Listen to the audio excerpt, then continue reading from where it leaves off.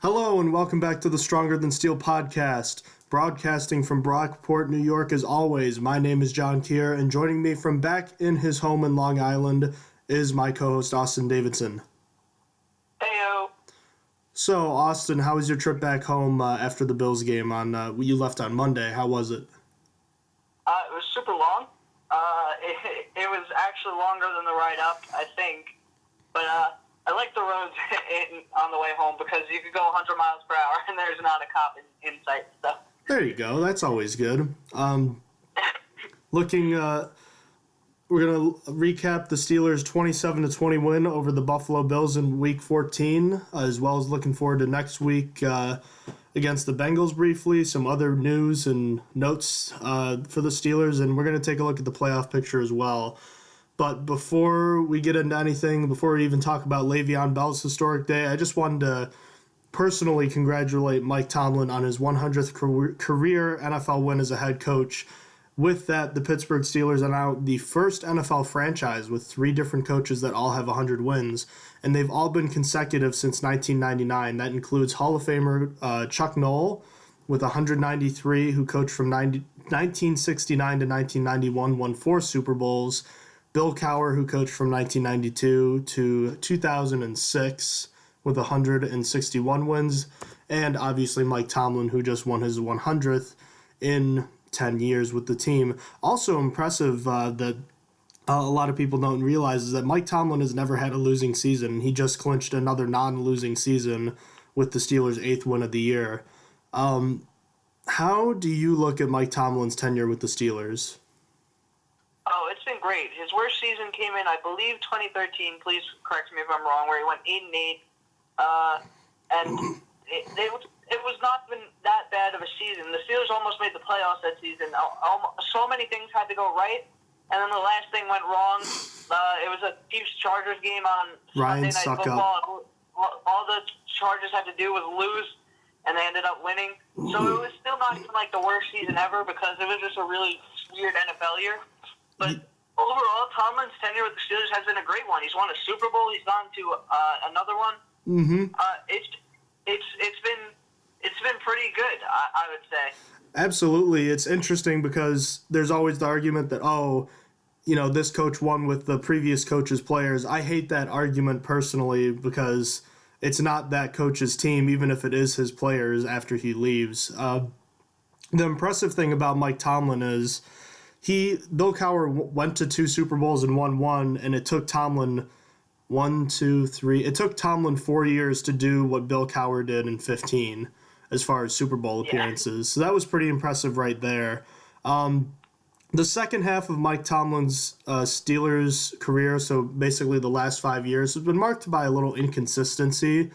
But I still think if you look at the whole overall body of work, even with the flaws that Mike Tomlin has, and you look at the rest of the NFL, I think you have to say that Mike Tomlin's one of the better, definitely a top 10 head coach in the NFL today. And going back to what you mentioned, he has 2 8-8 seasons. That was 2012 and 2013. The only bad part, stretch of Tomlin's tenure with the Steelers was the second half of 2012 and the first half of 2013. I remember this specifically. That was the year the Steelers started 0-4 and 2-6 in 2013. There was a stretch when the Steelers went 4-11, but from the end of 2012 and beginning of 2013. But he really hasn't missed a beat aside from the big problem of losing to teams that they shouldn't have on the road. Mike Tomlin has been a fantastic coach for the Steelers, and I think we've been really spoiled to have 3 great coaches, 1 Hall of Famer and 1 who's arguably another Hall of Famer in Cowher, and I think Tomlin could end up being there someday, depending on obviously what goes on from here on out. But I think we as Steelers fans are often spoiled to have a coach like Mike Tomlin. But anyways, moving on, another story that caught a lot of people's attention was a potential second Deflategate scandal involving the Steelers in their game against the Giants. However, the NFL has quickly shot this down and has cleared the Steelers of all wrongdoing. What are your opinions on this, Austin? What the NFL said was they tested the balls before, and they were fine. And then basically what happened afterwards was Giants people tested after and were like, these aren't sufficient. I think I just made up a word. But these sufficient. That was the word I was looking for. So basically, it's kind of like, do you believe the Giants people? Like the NFL people did themselves, and they said they were fine. It's just like saying the Giants could have easily went and poked a hole in the ball if they wanted to, and then Warren could have made up the number right afterward. It was like, yeah, these balls were wrong. That's why we lost. That's like, it just seems so stupid because the NFL cleared it. The Giants people were the ones to say it was wrong. So. Yeah, it was. It came right from the top. Yeah, I don't know if you know, but the Steelers and Giants owners are actually related in the family tree. So I wrote down here. They probably wouldn't have wanted an awkward Thanksgiving this upcoming year. Nice. But seriously, they're. Based on everything I've heard, it sounds like it was just like either a mistake or like just some disgruntled employee who said something, but. It looks like it's a non-issue at this point.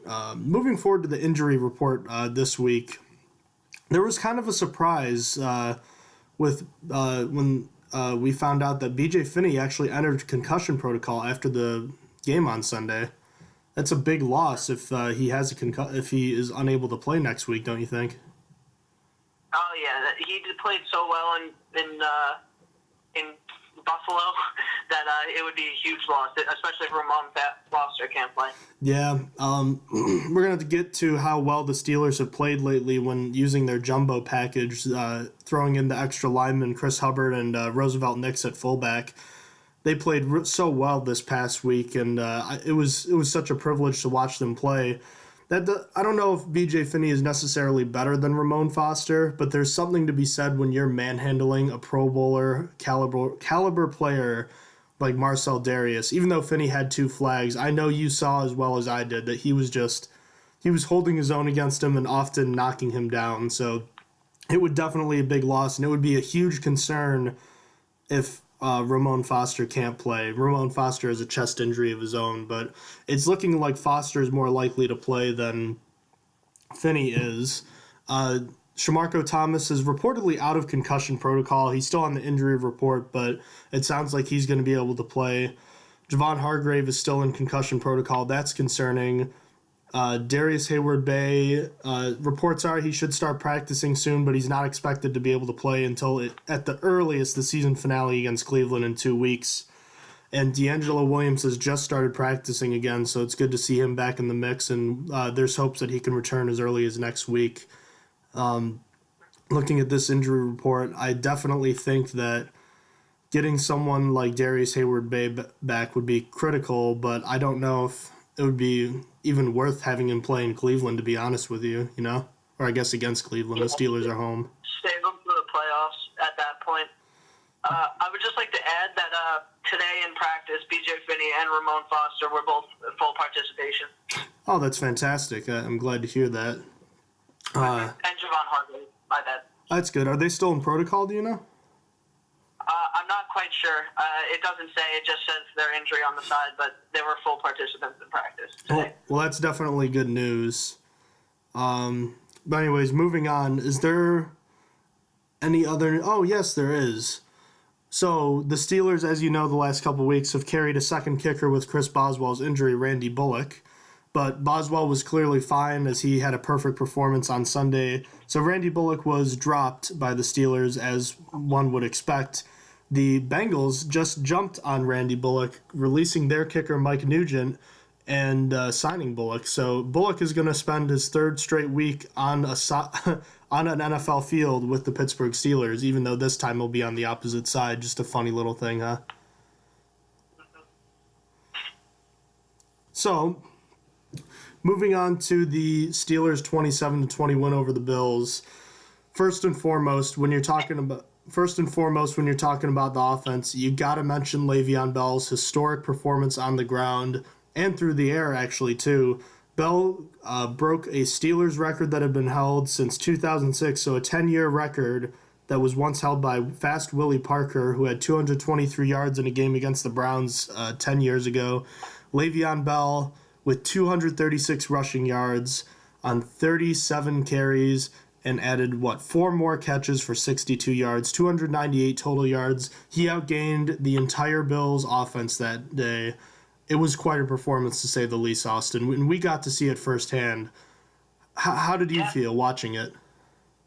It was great. We were there for a really historic day. Like, it was Mike Tomlin's 100th win, as we went over at the beginning of the podcast, and Le'Veon Bell just set the new record for the franchise. It was really great watching. Le'Veon Bell was just rushing all over there. One of the biggest plays I remember was I was confused. I stopped paying attention for like 2 seconds because I just saw Bell run into the huge pile of people. I thought he was just going to be stopped at the line. He just bounced outside for a huge gain in the first down, and that was the play that really stuck with me. It was great being there for his historic day. Was this the first drive you're thinking of? I can't remember. I think it was later than the first drive. Because on the first drive, Bell did take a pass. He kind of ran into a crowd, and then out of nowhere, he starts running out. He runs out by the sideline and picks up 33 yards. So that might have been a play you're thinking of. It was certainly that might have been what I was thinking of. It certainly fits the description of what you're talking about. That was actually a reception for there. It wasn't on the ground, but he just, I don't know. He had so much room. He was just doing what he does best, finding the hole. He had open space, making guys miss, running over people. It was really a do-it-all kind of performance, and it was certainly a treat to see, and it's something I'm certainly never going to forget as long as I'm watching football. It was definitely a great performance, and obviously a great rushing performance doesn't happen without some great work by the offensive line. And as we mentioned before, B.J. Finney was part of that offensive line, the only backup who played extensively due to Ramon Foster's injury. But the Steelers went jumbo package a lot, specifically in the second half. They've started employing the use of multiple tight ends, guys like Jesse James, sometimes Ladarius Green, David Johnson, sometimes out of the backfield, and lately Roosevelt Nix, who finally appears to be back in the team's offense after spending most of the beginning of the year and last season recovering from an injury. Boy, it was great to see him play. And I forgot to mention this. Chris Hubbard, a guy who has received a lot of flack early in the year for being able to play every position but not being able to play it well. He's been installed a lot as a third tight end on the side and just being this huge big mauler. My dad actually pointed out his play to me early on in the game, and I just started watching Chris Hubbard, and it's really nice to see what he's become this year after everything that he struggled with the last few years. What do you have to say about the offensive line's performance on Sunday? Well, as I think I said in the last podcast, I guess that they were going to win the offensive line of the week, and they did. And a stat correction came through where originally they had one quarterback hit, but they gave up no quarterback hits. It got corrected for whatever reason. I couldn't remember a quarterback hit, to be honest, but they just had a really great game. And it's the second time in 3 weeks that they've had an amazing game here. So I'm pretty proud of them. They're doing well together. They allowed Le'Veon Bell to hit the holes and such. And just moving away from the offensive line for 1 second, Roosevelt Nix had a fantastic day. Roosevelt Nix had 2 tackles on special teams that were great behind the 25 on returns. And then he's also lead blocker for Le'Veon Bell on several plays where he got big gains with the first down. He really came to play. He didn't get a fullback dive or rush, but he's doing good things just where he's not the main player. He's getting the tackles. He was blocking for Bell. He did great. What do you think of the offensive line and Nix? Roosevelt Nix just brings something to the offense that just makes me think Steelers football, and it's so great to watch him play. And I know a lot of people have mentioned it already, but it was so great watching that last Le'Veon Bell touchdown that he scored, where he's kind of just walking in while Nix is just cleaning up this poor cornerback that wants nothing to do with this block. He's just trying to get out of the way as Bell's walking into the end zone. It was really symbolic of the entire day, and it's definitely something that the Steelers have needed without other dynamic weapons in the passing game to take pressure off of Ben Roethlisberger and Antonio Brown. It's definitely been critical for the Steelers to have that kind of performance. Now, taking the pressure off of Ben Roethlisberger in this game was critical because Ben Roethlisberger, for whatever reason, being the home road splits, the weather, just simply not playing well. He struggled on the road again, completing only 17 of his 31 passes for 220 yards, no touchdowns and 3 picks. It looked like he was moving the ball pretty well early on as the Steelers came out mostly in 3 wide receiver, 1 tight end sets with 1 running back. And they were throwing the ball short and getting some good gains, but you could just tell that Roethlisberger was kind of off, especially after that first interception. There were a couple of miscommunication problems, but he just clearly didn't have it. And after that third interception in the end zone, I was almost at the point where it was like, just don't give it to him. Just don't let him throw it again. Just keep giving it to Bell. Let him score again. I mean, is there something to this home road splits thing, Austin, or is it almost like coincidence, or is it just mental? What is it? I don't understand it. It's just, I don't think there is any reasonable way to explain it, because Ben, we've seen what Ben does, like where he's really good, like against the Colts, where he throws 5 touchdowns. Well, it wasn't this season, but we've seen really good out of Ben. And then just he goes to someone else's stadium and he just has a really bad day. Like, especially, I don't know why, it's also on cold days where it's snowing he does poorly, which kind of makes sense, but I don't think there is a way to explain it. I think it's just accidental. It's just coincidental, accidental, superstition, maybe it all plays a role. I'm not quite sure. Well, I can tell you that based on analysis of the first 2 interceptions, the first one, I'm going to put some blame on Ladarius Green, because he kind of faked the going inside and sitting, which is where Roethlisberger threw it. He wasn't expecting Green to go to the outside. That's just chemistry things. That's a result of not practicing much with each other. That's something that'll get fixed. The second one, there were only 2 receivers in the pattern, one being Kobe Hamilton, who got knocked down at the line of scrimmage. So he was pretty much out of the play. So Roethlisberger kind of had to zero in on Brown. That was just kind of a bad throw, though. And then the third one was just an ugly play. Roethlisberger really just needed to lob that to the back of the end zone. I mean, Jesse James is 6'7". You got to be able to just put it where only he can make a play. But as far as home road splits, I don't know. Maybe it's mental at this point, but I'm really just thinking at this point that it's more of just almost like a coincidence. I don't see there being like a particular reason for it. So I think he'll be able to snap out of it at some point, because he was really good on the road early on in his career. Shifting over to the other side of the ball, we talked about it at length. The Bills had the number 1 rushing defense, and the Steelers had 4 healthy defensive linemen. We were getting ready to watch Shady McCoy put up those record-breaking numbers, weren't we? Yeah. It was not. We were expecting some gashing to our defense. But that's not what happened. And take out those last 2 runs in the first half by Mike Gillislee. I think it was like 22, 24 combined yards on those last 2 plays. The Bills would have under 50 rushing yards. I mean, the Steelers completely shut down the rushing game. And Tyrod Taylor was a complete non-factor in the rushing game too. And he ended up moving the ball a bit late, but the game was pretty much in hand, even though the score doesn't suggest that. The Steelers were just swarming on defense. Every position group was impactful in some way, whether it was Stephon Tuitt leading the charge for the line, guys like Ryan Shazier and Bud Dupree breaking through, and even guys like Sean Davis and Artie Burns playing as well as they did.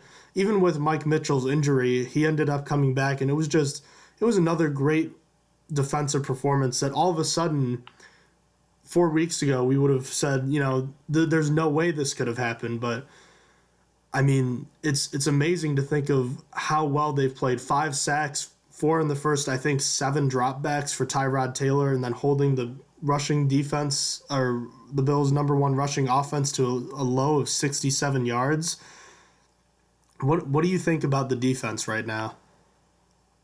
The defense, I think I could finally say the defense is real right now. I don't know what happened. They're just playing pissed off. Like, ever since the Dallas. The Browns game, where they started doing well with the 8 sacks, they just continued it. And first, I thought it was just bad teams, lucky matchups, because obviously the Browns don't even have a win, and then the Colts, their offensive line is one of the worst in the league. But then when they played well against the Giants, getting 2 picks and 2 sacks, I believe, and then now playing against the Buffalo Bills and keeping their rushing offense, which had 167.7 yards per game before this, to 100 less than that. That's incredible, and they also got a pick and 5 sacks, of course. So it was a really great. Also a pick 6 when got taken away by a penalty for William Gay. So they were playing amazingly, and I really like what the defense has turned into at the end of the year. They're heating up at the right time. Absolutely. I mentioned back after the heartbreaking Dallas loss, I said I don't know if the defense can really get much better because of who they actually are, but I said I think they will play better as a unit because that type of loss is something that can either break you or make you. And I think we've seen that this has made the Steelers' defense.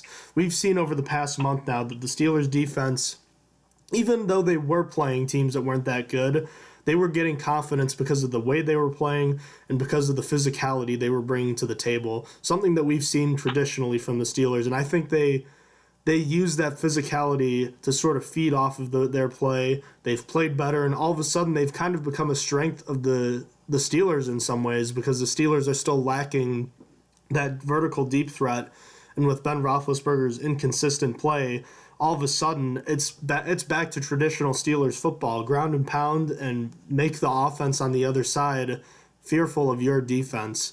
It's been great to see, and maybe they aren't maybe they aren't that great as the top teams defensively, but they've definitely turned it around. I think the defense is pointing in the right direction, and for that matter, when people were worried about the 4 straight losses, saying, oh, it's time to fire Mike Tomlin, I thought to myself, you know what? It's fine. Yeah, they've lost some games they shouldn't have, but don't worry. This happens to the Steelers a lot. If you look at Mike Tomlin's second half record as a coach in the second half of the season, it's usually pretty good.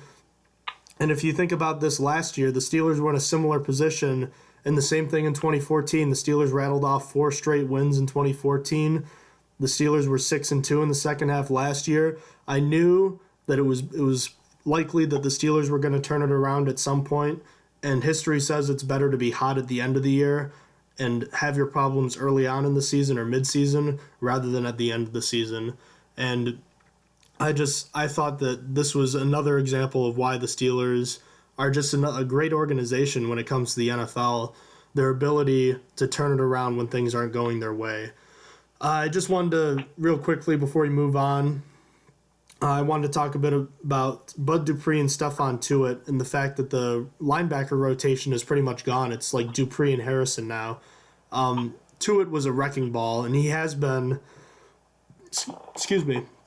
ever since I think the second game after Hayward left for the season, Tuitt's been that wrecking ball, destructive force that we all wanted him to be. And it's just really nice to see. What are your thoughts on both him and Bud Dupree having a career game on Sunday? It was nice to finally see Bud Dupree play more snaps and get in there. He got 2.5 sacks after correction. After the game, he had 2 sacks originally, but they stack corrected it and took away some of Sean Davis's sacks. But I really liked what I saw at Dupree. One of the sacks was kind of like it was a broken play. I don't know if I think you remember it, but I do. Like Tyrod Taylor broke 7 tackles before he got taken down. So it was good effort by Bud Dupree, but I don't think he deserved the sack. He was the man to finally bring down Tyrod, and I hope he continues. I don't really see Bud Dupree as being that great. This seems like just one of his better games, so I'm not really high on Bud Dupree, but Stephon Tuitt I am. Tuitt has been real since Cameron Hayward went down. Tuitt has been having the season that in the preseason and off-season that people were predicting he'd have. People were saying he'd be great and have his breakout year, and he's finally starting to get into that. Ever since the Cleveland game, he's been doing great. I really like their contributions to this team. Absolutely. Like we mentioned, the way Tuitt has played is the way that we've been expecting all season. And you know what? It's better late than never. Bud Dupree, I think we may be seeing him finally starting to play, maybe not exactly where we thought he was going to be. I don't know if he's ever going to be a premier pass rusher, but I think he's going to be kind of a Jason Worlds kind of guy, a guy who can get you somewhere between 7 to 10 sacks a year and can get somewhat consistent pressure. Let me put it this way. What he did yesterday is more than Jarvis Jones has done pretty much in his entire career. So, yes, that might not be a lot yet. It's still great to see that first-round pick, that pass rusher producing, even if he's not always getting back there. Maybe if that sack he got wasn't deserved. He was in the backfield a lot. And one thing that is kind of underrated, probably the one thing Jarvis Jones does well that Bud Dupree did really well this past week, something that he was most proud of if you listen to his post-game locker room interview, was the fact that he set the edge so well against the running game. Hence Shady McCoy's struggles in rushing on Sunday. It was really great to see a collective effort for stopping the run, and something that Bud Dupree really wasn't good at last year was setting the edge and playing the run from that outside linebacker position. It was certainly great to see, and it's something that has me excited going forward. Even if Bud Dupree isn't a guy that gets 10 sacks, I like to see a well-rounded linebacker that can do those kinds of things. Is there anything else you wanted to add before we move on? No, I think we could go on. All right. And then one area of concern over the past few weeks have been penalties, specifically on special teams. And there was only one on our good old buddy Sammy Coates, who continues to see, it seems like his hands are working fine, his fingers are fine, because he had a holding penalty on special teams. So I'm really, we talked about it enough already, but it's just perplexing as to why he's not on the offense at this point. So we're just going to leave it at that and say, hooray for the special teams for not getting more than one penalty. That's a step in the right direction. Now, moving on to a broader perspective, there's 3 weeks left in the NFL season, Austin. Where did it go? I don't know, man. It's really depressing at this time of the year. I mean, it's exciting since the Steelers are in playoff contention and it's looking pretty nice.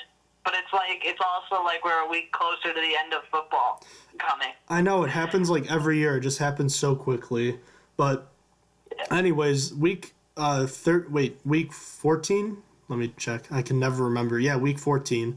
The Steelers got some help at the end of the week.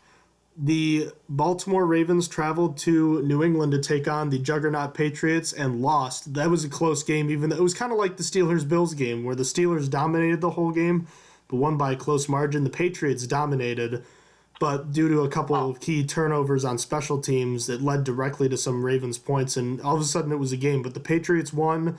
The Ravens are now a half game behind the Steelers if you want to factor in tiebreakers. The Steelers now control their own destiny to make the playoffs. If they win out, they'll be the 3 seed, I believe. They could be the 2 seed if Kansas City ends up losing a game here. But the Steelers have one more road game in Cincinnati next week, then home for that Christmas clash against the Baltimore Ravens. That'll be a huge game. I'm going to that game as well. And then they finish Week 17 at home versus the Browns, and I love playing the Browns at home in Week 17. We've done it like 3 of the last 4 years, and it's just so comforting to know that that's an easy win, don't you think? Oh yeah, it's the easy way out. Yeah, so to speak. It's definitely nice. So, anyways, the Steelers are now technically the number 3 seed. The Patriots in the AFC East seem destined for another home field advantage. I know, shocker there. The Chiefs right now are in the driver's seat for the 2 seed in the incredibly competitive AFC West.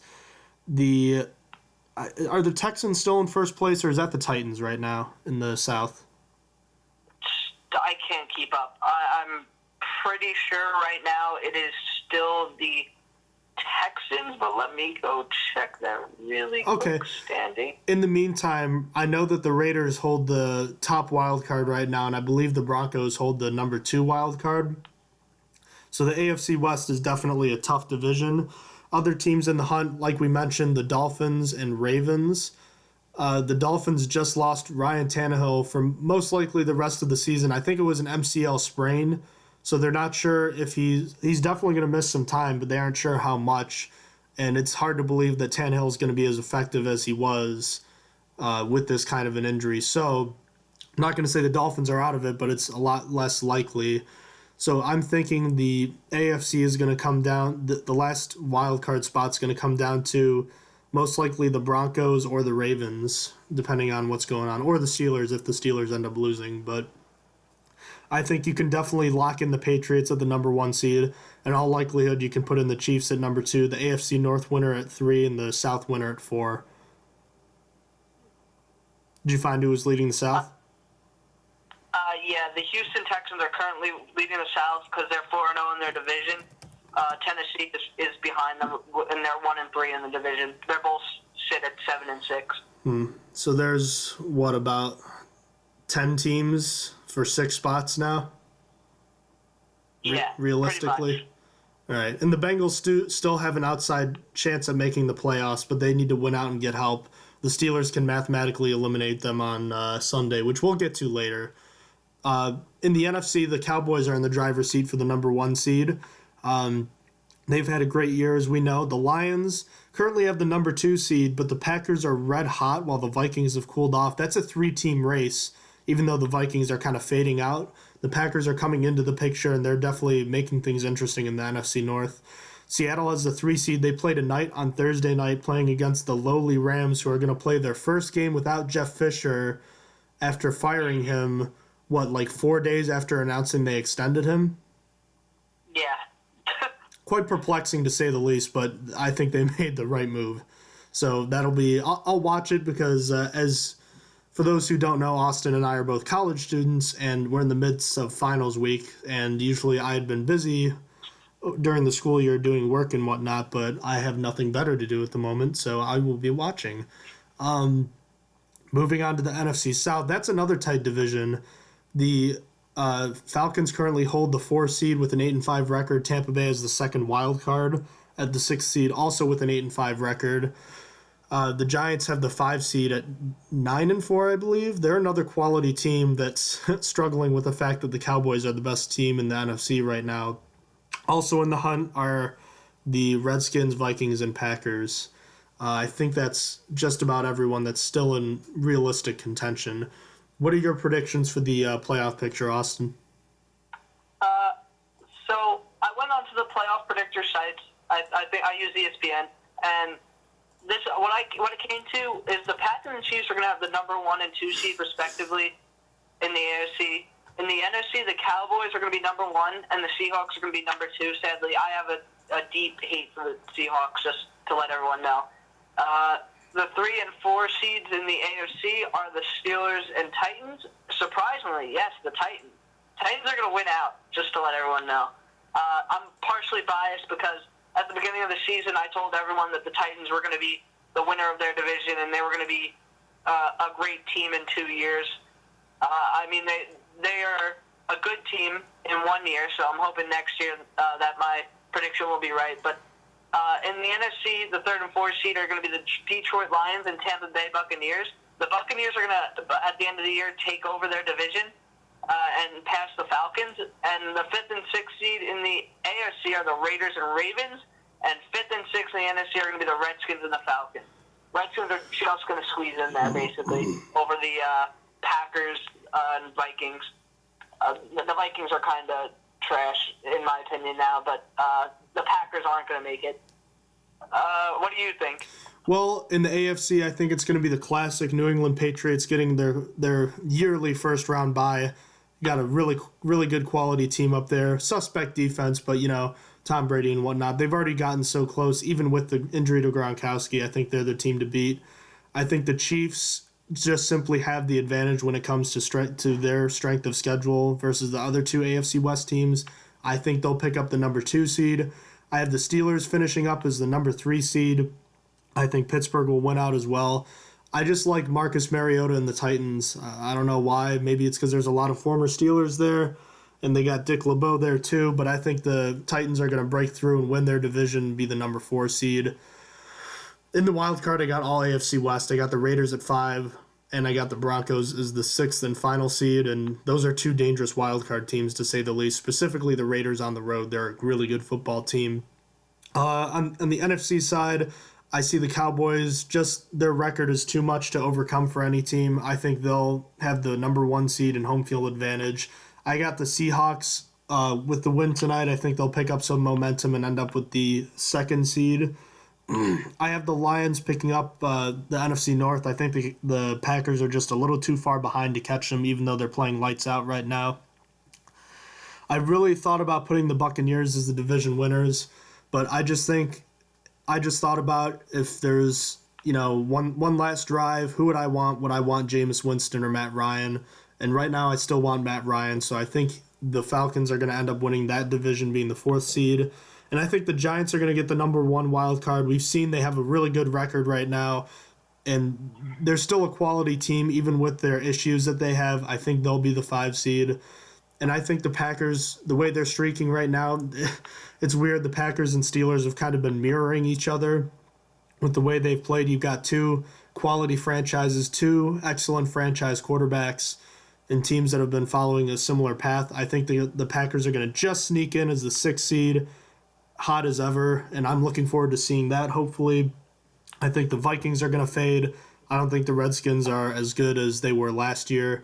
So that's my prediction for the playoffs, and hopefully we'll get a clearer picture, and we will get a clearer picture after Sunday.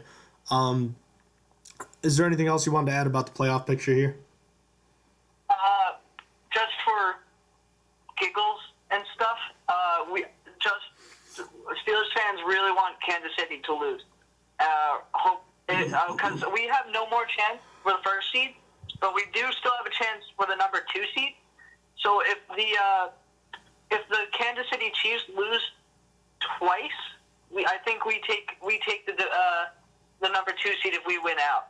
So we have to root for, in this week, the Titans, next week Broncos, and then the final week the Chargers, which it's not looking very likely. I mean, I projected that they'd lose to the Titans, but I think they're going to beat both the Chargers and the Broncos. But there's hope.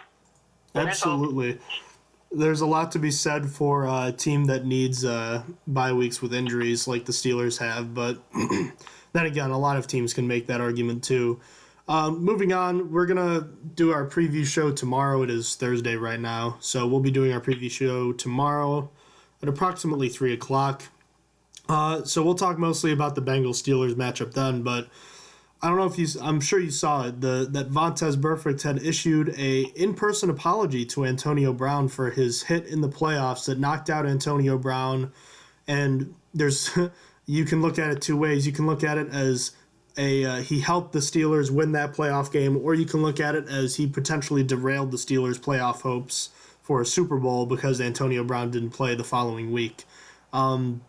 Would you accept Vontaze Burfict's apology to Antonio Brown for his hit last season? While I accept it, I only do so because Antonio Brown accepted it. I think he's still a trash, dirty player. I think that his apology was insincere. So, just for example purpose, he got 2 fines in the Patriots game this year for. I can definitely confirm this one for stepping on LeGarrette Blount, and I can't specifically remember the player for the other one, but it was a hit against, my guess is Martellus Bennett. I felt like that was a guy I couldn't quite remember, but he's just a dirty player. I wouldn't accept it if I was Antonio Brown. I think he's just trash and garbage. What do you think? Well, you know what? I accept his apology personally. You said it perfectly. This guy's a clown. He is an absolute fool sometimes with his with his almost always dirty play. I mean, it's true he may have limited it in some ways because he's not getting flagged all the time. But you just watch him on tape. He's constantly doing something that's like just agitating. It makes you worried as a player, and it's not like or a fan really, but it's not like you can go out there and try to hurt him back because then you're just as bad as him. So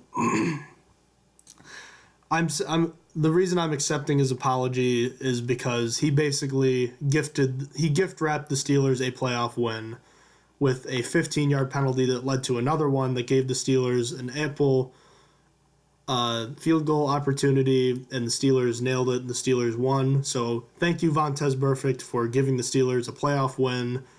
And that's about all I can thank him for. I really don't like him that much as a fan. No offense to him personally, but I don't like the player, the kind of player that will go after and try to injure other players.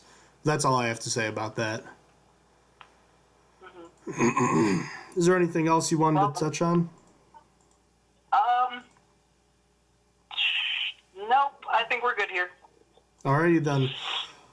Thank you for joining me today, Austin. I know you have a final to get to, so you get to it, and good luck on your final. We'll talk tomorrow.